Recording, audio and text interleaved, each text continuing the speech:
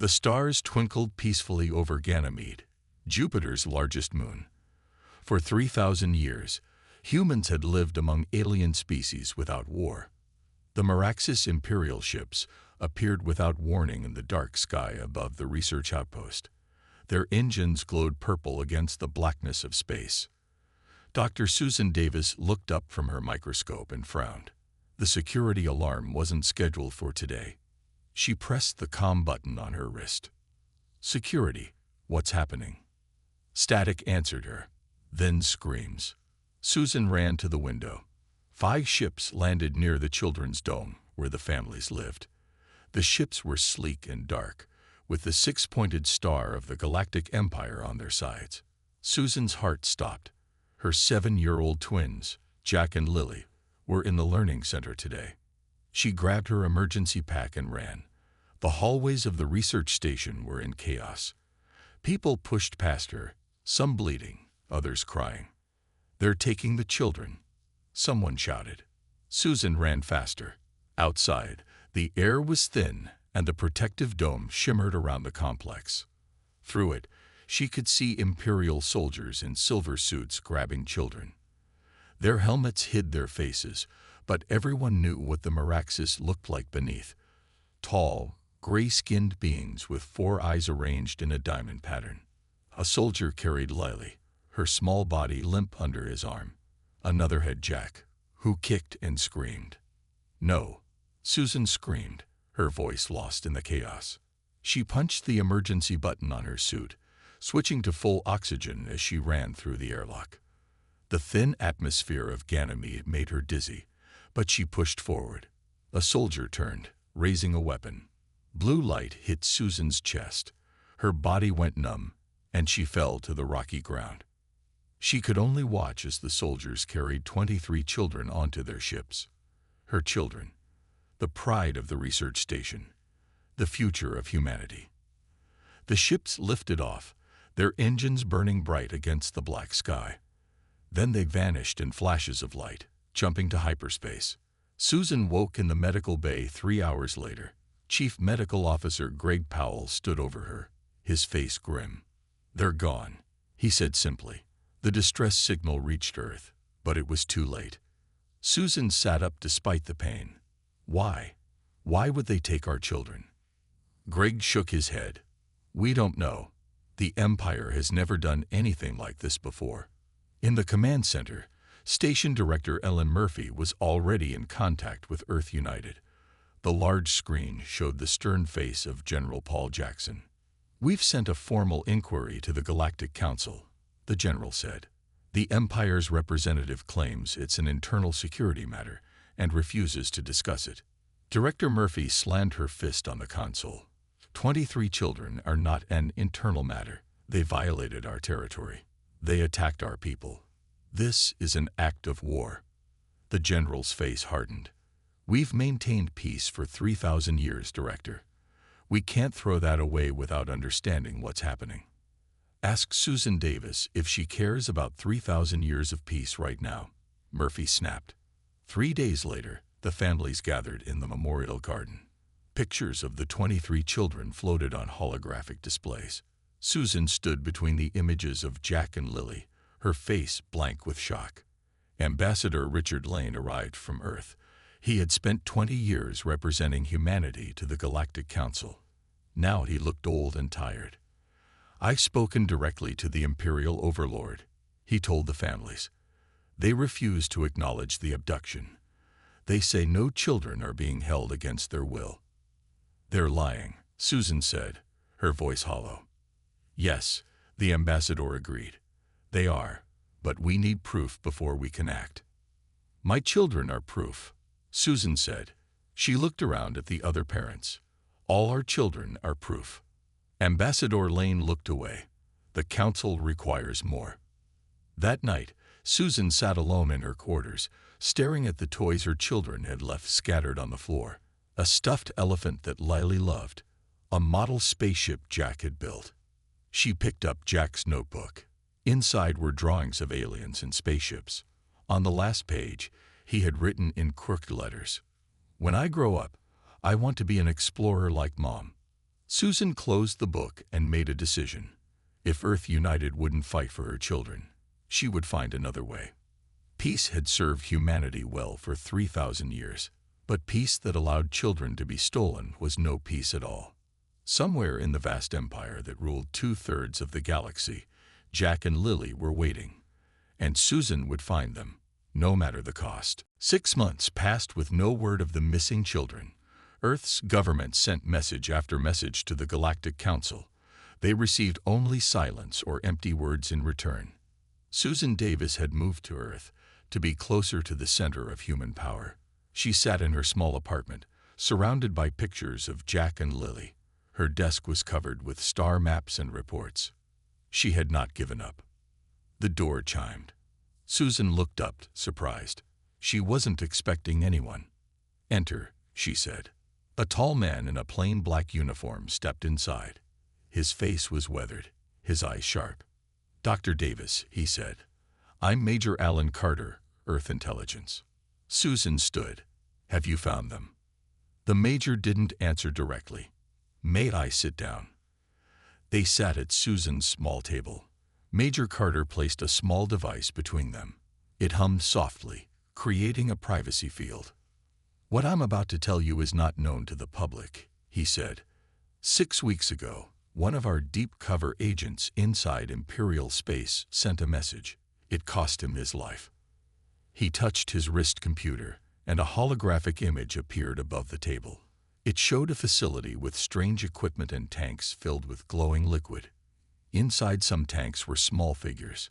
"This is an Imperial Research Center on Proxima Centauri," Carter said. "They're conducting experiments on human children." Susan's hand shook. "Why?" "The Empire has ruled for 50,000 years," Carter explained. "But their power is fading. The Meraxes have always had psychic abilities, mind reading, mental control, prediction. These powers are growing weaker with each generation." He pointed to the image. "They discovered something unique about human children. Our brains are more flexible, more adaptable. The Empire thinks they can use this to fix their own declining abilities. They're experimenting on children to save themselves." Susan whispered, horror and rage mixing in her voice. Carter nodded. "Their scientists believe human children can be modified to enhance Merax's psychic powers. They see us as resources, not equals." Susan stared at the image, searching for any sign of her twins. "Is this all you know?" "No," Carter said. "There's more. In 2 hours, Earth's Security Council is meeting in secret. They're voting on whether to go to war." Susan looked up sharply. "War? After 3,000 years of peace?" "Peace only works when both sides respect it," Carter said. "The Empire has shown what they think of us. They take our children and expect us to do nothing." He stood up. "I came to you first because you deserve to know. And because if we go to war, we'll need your help. You understand Merax's biology better than anyone." After Carter left, Susan sat alone, thinking about her children and what they might be suffering. Her comm unit beeped. It was an encrypted message from Security Command, requesting her presence at headquarters.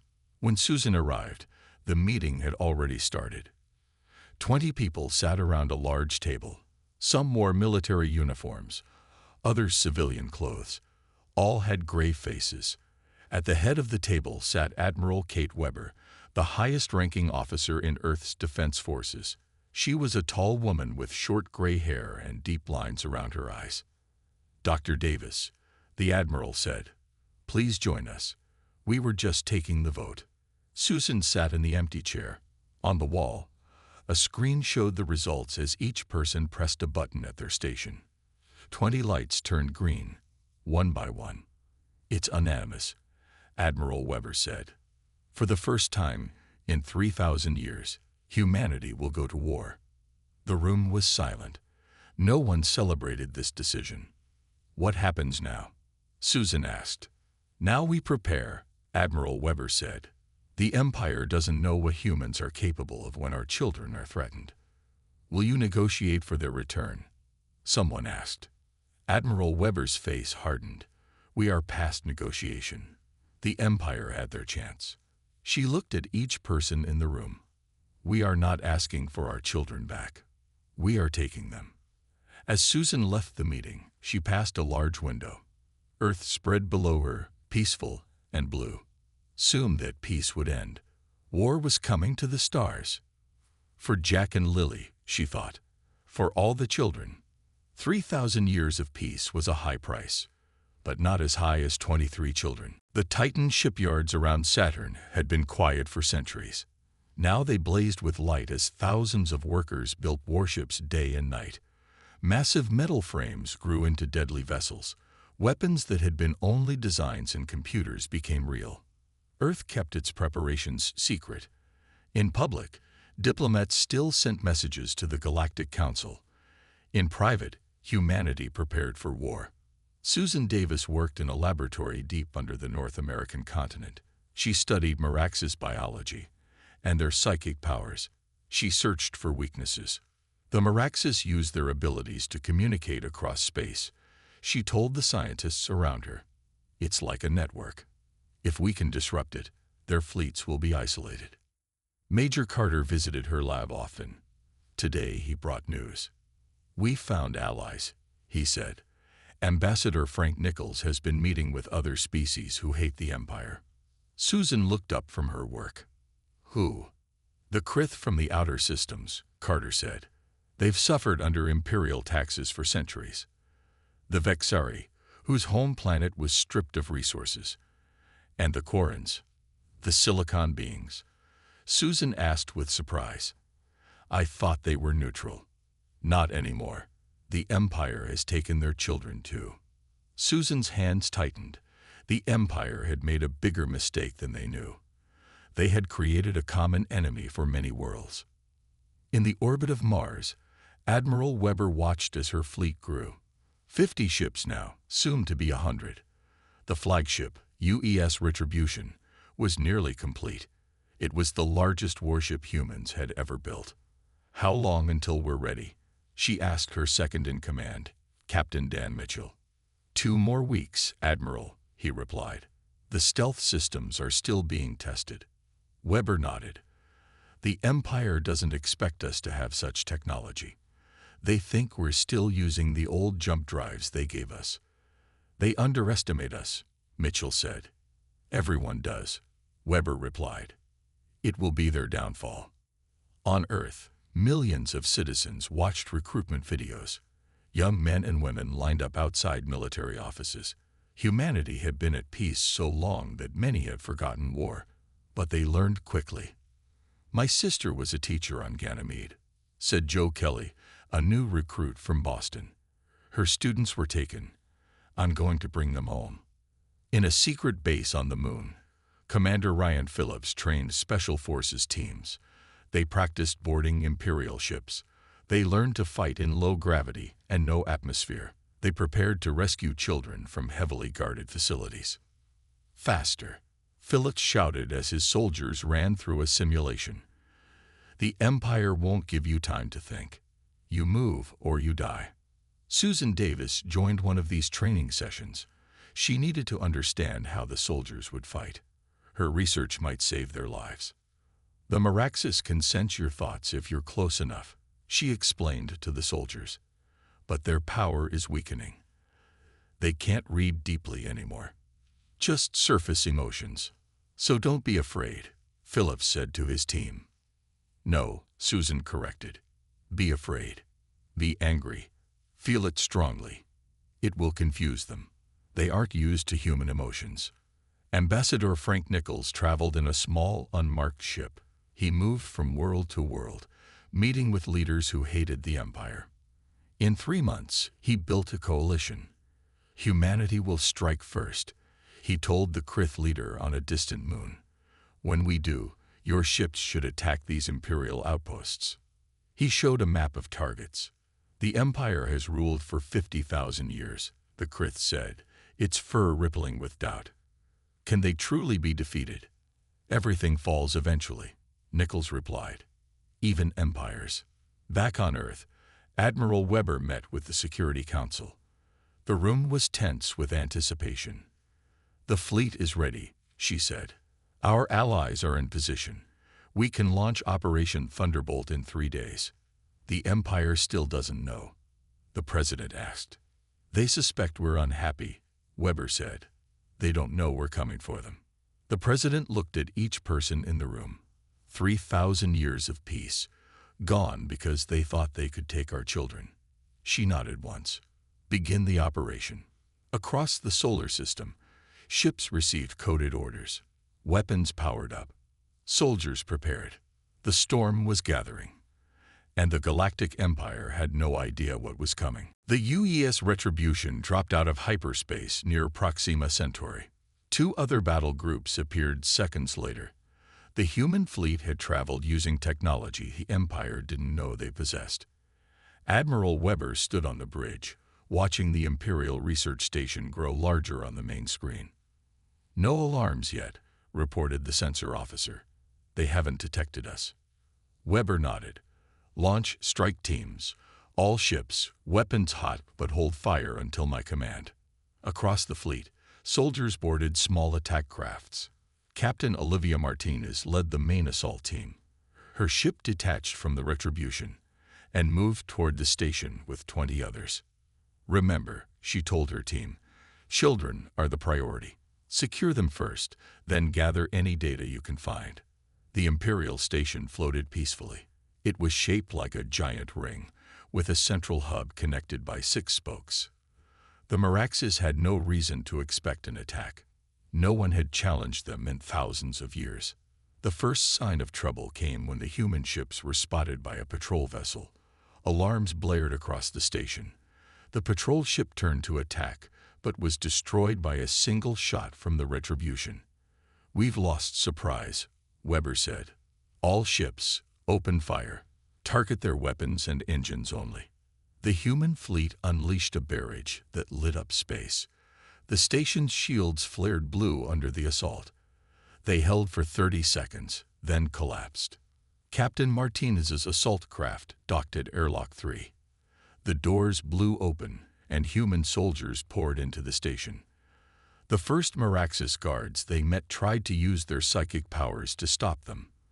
The humans wore special helmets designed by Susan Davis. The guards' powers washed over them without effect. "They're in the central hub," Martine said, checking the scanner Susan had given her. "I'm picking up human DNA signatures. 5 of them." The fighting was fierce but brief. The station had never been built for defense. Most of the Meraxes scientists surrendered when faced with armed humans.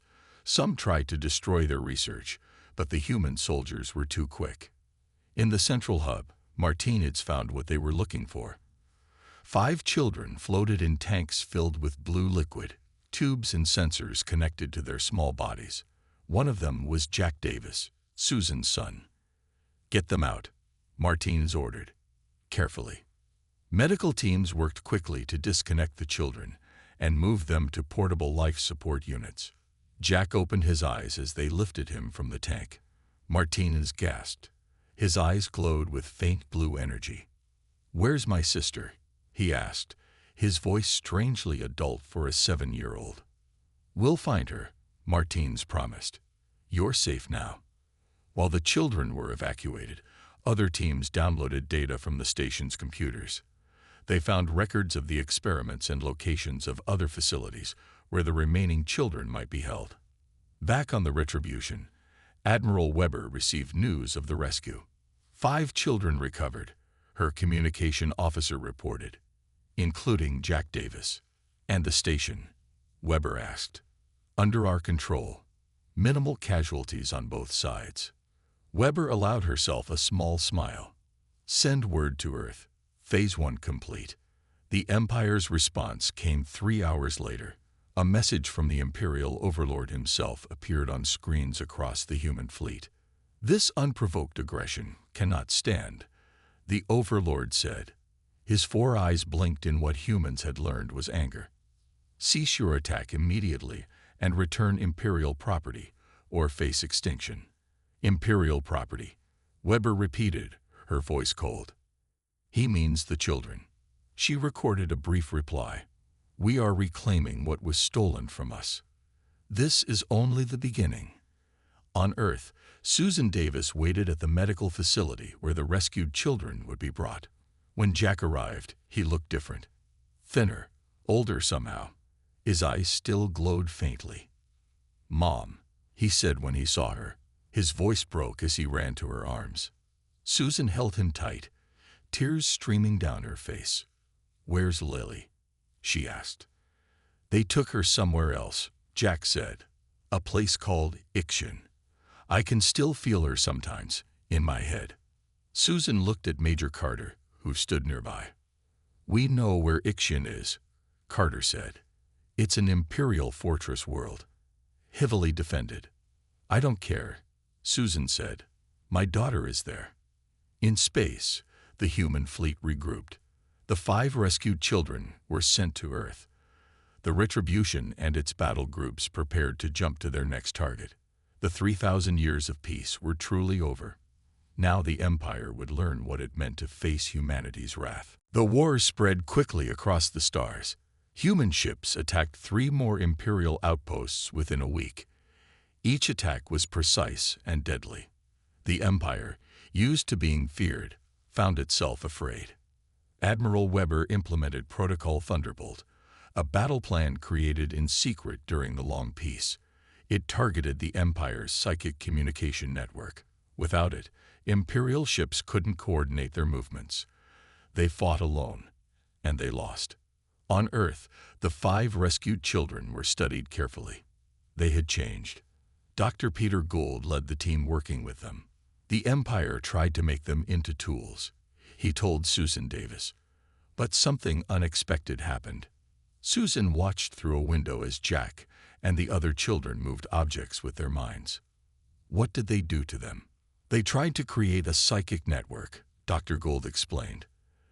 "They wanted to use human children as channels to boost their own fading powers. But human brains are different. The children didn't become channels. They became disruptors." "What does that mean?" Susan asked. "They can interfere with Marax's psychic abilities," Gould said. "They can shut down their communications, block their powers. It's why we're winning battles." In space, the rescued children's abilities were already being used. Jack Davis volunteered to join a military ship. His mother objected, but Jack insisted. "I can help find the others," he said. "I can feel them, especially Lily." The children were never forced to fight, but those who chose to help were given safe positions on human ships. Their abilities to disrupt Imperial communications turned battles in humanity's favor. The Empire, shocked by human success, decided to make an example. Their most powerful weapon, the Void Lance, targeted the human colony of New Eden. 8 million people lived there. Without warning, the weapon fired. New Eden vanished in a flash of light. 8 million lives ended in an instant. The news reached Earth as Admiral Weber prepared for another attack. She received the message in silence, then ordered all ships to pull back to defensive positions. "They think this will break us," she told her captains. "They think we'll surrender now." "Will we?" someone asked. Weber's face hardened. "The Empire just showed us they won't stop. If we surrender, they'll keep taking our children, keep destroying our worlds. We fight harder now." Across human space, the destruction of New Eden changed the war. What had been a mission to rescue children became a fight for survival. Millions more humans volunteered for military service. Factory production doubled. Ambassador Nichols used the attack to strengthen the coalition against the Empire. The Krith, the Vexari, and the Quarrens were joined by 6 more species. Together, they attacked Imperial supply lines and outlying bases. On Earth, Susan worked with Jack to understand his new abilities. He could sense other children across vast distances, especially his twin sister. "Lily is scared," he told his mother, "but she's strong. She's learning to use her powers too." "Can you talk to her?" Susan asked. Jack shook his head. "Not words, just feelings. But I know where she is." He pointed to a star map. "Here, on Ixion." Major Carter took this information to Admiral Weber. She studied the location. Ixion is heavily defended, she said. It's an ancient fortress world. The Empire has held it for 20,000 years. Jack says more children are there, Carter told her. At least 8 of them. Weber nodded. Then we'll take Ixion. She assembled a special strike force. Commander Ryan Phillips would lead it. His team included the best soldiers from across the fleet. Jack Davis would go with them, using his abilities to locate the children. The mission was simple but nearly impossible. Infiltrate Ixion, find the children, and bring them home. As they prepared, news arrived from the front lines. The Imperial fleet was gathering for a major counterattack. The war was about to enter a new phase. Susan hugged Jack before he left with the strike team. Find Lily, she said, and come back to me. Jack's glowing eyes met hers. I will, Mom. The Empire doesn't understand what they started. They thought they were making weapons, but they made something else. What? Susan asked. The end of their empire, Jack said. Commander Ryan Phillips studied the holographic map of Ixion. The planet looked like a giant fortress with defensive rings surrounding it. Ancient towers rose from its surface, connected by massive walls. The Empire had built it as a stronghold 20,000 years ago. We can't attack directly, Phillips told his team. We need stealth. They gathered in the hold of a small ship called the Nightshade. It was painted black and designed to avoid detection. 12 soldiers made up the rescue team. Jack Davis sat with them, his glowing eyes focused on the map. The children are here, he said, pointing to a tower near the planet's north pole. I can feel them, 8 of them, including Lily. Phillips nodded. That's the Citadel of Stars. It's the most heavily guarded building on the planet. Why would they keep them there? Asked Lieutenant Maria Diaz. It's an important place for the Empire. Because they're important, Jack said simply. The Empire is using them for something big. The Nightshade approached Ixion by hiding among merchant ships. It was risky, but the Empire wasn't expecting humans to attack their fortress world. The ship landed in a remote area, and the team moved out under cover of darkness. Jack led them through underground tunnels. I can sense the guards, he said. They're not looking this way. Phillips was impressed by the boy's abilities. Jack was only 8 years old, but the Imperial experiments had changed him. He seemed older, more focused. Can you feel what they're doing to the children? Phillips asked as they moved through the tunnels. Jack's face darkened. They're building something, using our minds to create a weapon. What kind of weapon? One that can target humans. Only humans. It affects our brains. They reached a security door. Lieutenant Diaz placed small devices on it, and the lock systems failed. Beyond the door, they found a lift that would take them up into the Citadel. Guards above, Jack warned. 4 of them. They're sensing something's wrong. Phillips signaled to his team. Helmets on. Remember Dr. Davis's advice. Strong emotions will confuse them. The team put on special helmets designed to limit psychic scanning. Then they rode the lift up, weapons ready. When the doors opened, 4 Maraxis guards stood waiting, their hands raised to use their powers. The human soldiers attacked with focused anger and determination. The guards stumbled back, overwhelmed by the emotional assault. The fight was brief and silent. This way, Jack said, leading them deeper into the Citadel. They passed through grand halls with high ceilings and strange artwork. The Maraxis Empire displayed its 50,000 years of history proudly. Now humans moved through its most sacred fortress, intent on taking back what was theirs. In a large chamber, they found what they were looking for. 8 children floated in tanks similar to those at the first facility. Machines hummed around them. Energy flowed between them in visible streams of light. Lily, Jack ran to one of the tanks. His sister floated inside, eyes closed but face peaceful. The team worked quickly to free the children. Medical Officer Sam Green checked each one as they were removed from the tanks. They're stable, he reported. Different from the first group, though. Their brain patterns are more organized. As they prepared to leave, alarms began to sound. The Meraxes had discovered them. "We've got company," Lieutenant Diaz warned from the doorway. "Lots of it." Phillips made a quick decision. "Green, you and Harris get the children to the extraction point. The rest of us will hold them off." Jack refused to go with the other children. "I can help fight," he insisted. "Your sister needs you," Phillips told him. Jack looked torn, but nodded. He took Lily's hand as she wobbled on her feet. Her eyes opened, glowing the same blue as his. "Jack," she whispered, "you came." "Always," he replied. "Can you walk?" She nodded. "I can do more than walk." Lily raised her hand toward the doorway.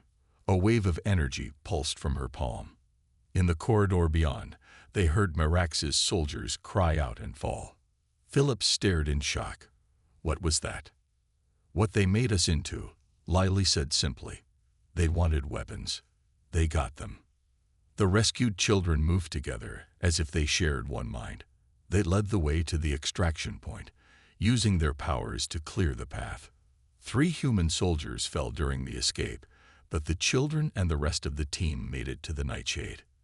As they lifted off from Ixion, Jack and Lily sat together, holding hands. "There are more of us," Lily said. 10 more, on Meraxis Prime, the Imperial capital. Phillips looked at her with concern. "The capital is even more heavily defended than this place." "We'll help you," Lily said. Her eyes glowed brighter. "The Empire doesn't know what they've created." 2 years passed. The war spread across hundreds of star systems. Humanity pushed deeper into Imperial territory, winning battles that should have been impossible. The children they had rescued were the key to their success. Susan Davis made the breakthrough that changed everything. She worked day and night in her laboratory, studying the changes in the rescued children. "The Empire made a terrible mistake," she told Admiral Weber. "They tried to create a psychic network using our children. They wanted to control human minds. But it didn't work that way," Weber said. Susan nodded. "The children's brains adapted.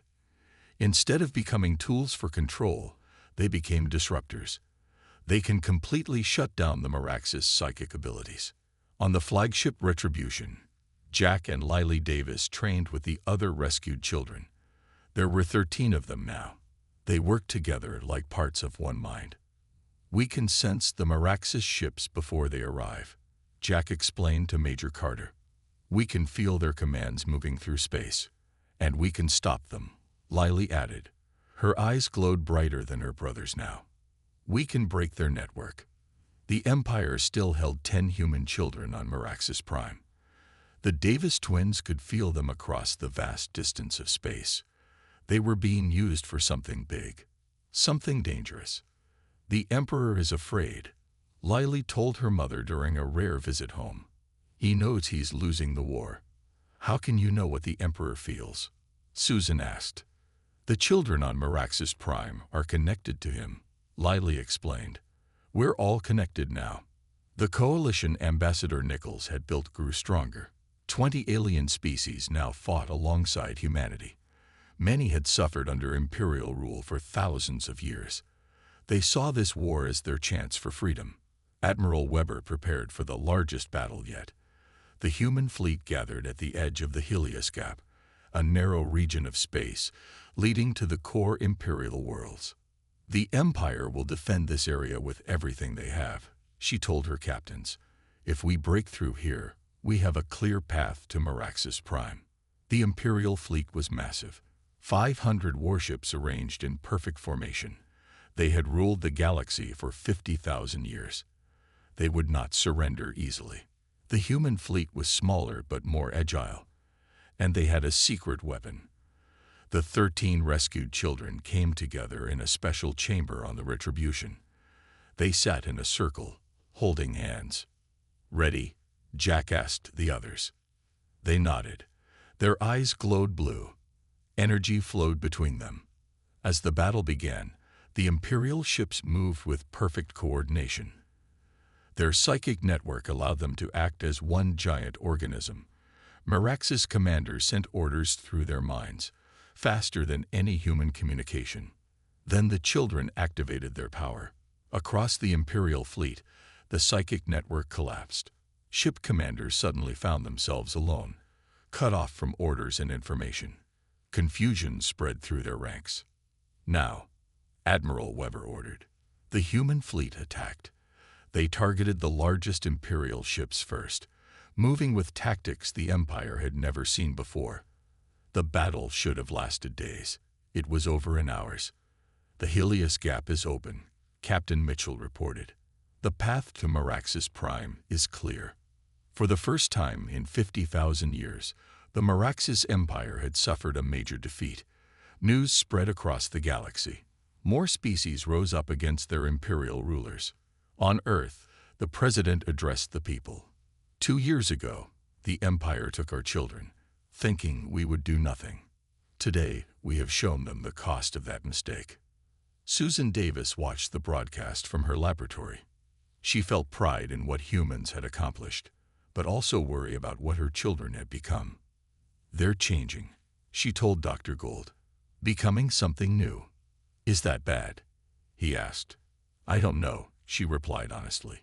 "But I know the Empire is more afraid of them than our ships or weapons." The final assault was planned. All available ships gathered for the attack on Meraxis Prime. After 2 years of war, humanity was ready to end the conflict at its source. Commander Phillips met with Jack and Lily before the mission. "You'll be with the main assault team," he told them. "Your job is to find the other children." "We'll find them," Jack promised. "But there's something else on Meraxis Prime." "What?" Phillips asked. "The Emperor," Lily said. "He's not what everyone thinks he is. He needs us. That's why he took the children in the first place." The human fleet arrived at Meraxis Prime with their allies. The Imperial capital world was surrounded by defense stations and warships. It had never been attacked in 50,000 years. Until today. Admiral Weber stood on the bridge of the Retribution. "Begin the assault," she ordered. The battle in space was fierce. Imperial ships fought desperately to protect their homeworld. But without their psychic network, they couldn't coordinate. The human fleet and their allies pushed through the defenses. On the planet's surface, the Imperial Citadel rose above the capital city. It was a massive structure of crystal and metal, built 10,000 years ago. The Emperor himself lived at its peak. Commander Phillips led the ground assault. His team included Jack and Lily Davis, now 10 years old but with powers and minds far beyond their years. They landed near the Citadel and fought their way inside. "The children are below us," Jack said as they moved through golden hallways, deep underground. "And the Emperor?" Phillips asked. "At the top," Lily replied. "He's waiting for us." The team split into 2 groups. Phillips took half the soldiers to find the remaining children. Jack and Lily led the other half upward, toward the Emperor. Phillips and his team found the underground chamber after fierce fighting. 10 human children floated in crystal tanks, connected to machines more advanced than any they had seen before. Unlike the others, these children seemed peaceful, almost happy. "Something's different here," said Lieutenant Diaz as they worked to free the children. One of the rescued children, a girl named Amy, opened her eyes as they lifted her from the tank. "We knew you would come," she said. "We've been helping you." "Helping us?" Phillips asked in confusion. "How?" "From inside," Amy explained. "We've been changing things. The Emperor needed us, so we changed him too." Above, Jack and Lily reached the Emperor's chamber with their team. They expected guards, but found none. The massive doors opened on their own. Inside, a being sat on a crystal throne. He looked like the other Meraxis, but older with skin almost transparent. His 4 eyes glowed with the same blue light as the children's. "Welcome," the Emperor said. His voice was strange, almost human. "I've been waiting for you." The soldiers raised their weapons, but Jack and Lily stepped forward. "You took us," Lily said. "You changed us. Why?" The Emperor stood slowly. "I am dying. My species is dying. For 50,000 years, we ruled through our psychic powers, but each generation grows weaker. So you stole our children, Jack said angrily. Yes, the Emperor admitted. I thought human children could save us. Your minds are different, adaptable. I wanted to create a network to strengthen our fading abilities. But it didn't work that way, Lily said. The Emperor nodded. Instead, you became something new, something more powerful than we ever were. As they talked, the battle continued in space. The human fleet broke through the final defenses. Imperial ships began to surrender. What happens now? Jack asked the Emperor. Now you decide, the Emperor said. You could destroy us completely, or you could help create something better. Admiral Weber received the message from the surface. The Emperor was surrendering, but with conditions. She couldn't believe what she was hearing. The children want us to accept, she asked. Yes, Commander Phillips confirmed. All 23 of them agree. The war ended that day. The empire that had ruled for 50,000 years was transformed. The peace treaty created a new galactic federation with equal representation for all species. The Emperor stepped down, his long life finally ending. The children who had been taken returned to Earth as heroes, but they were changed forever. Their abilities continued to grow. They could sense emotions and thoughts across vast distances. They could connect minds and bring understanding where there had been hatred. Susan Davis watched her twins with pride and wonder. What will you do now? She asked them. Jack and Lily smiled at their mother. We'll make sure this never happens again, they said together. We can sense conflicts before they begin. You'll be guardians, Susan said, understanding. Yes, Lily replied. The Empire took us to save themselves. Instead, we're going to save everyone. 3,000 years of peace had been broken, but from the ashes of war, a new peace would grow. One built not on fear of the Empire, but on the strength of the human spirit that had refused to abandon its children.